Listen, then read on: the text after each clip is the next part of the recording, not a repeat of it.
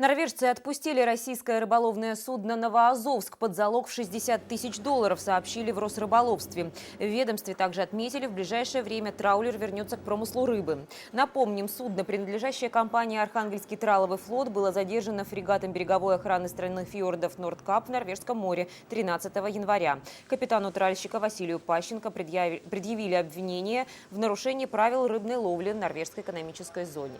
Вместе с тем под арестом по-прежнему остается другое российское судно, задержанное иностранными властями Олег Найденов, которое с начала января находится в Сенегале.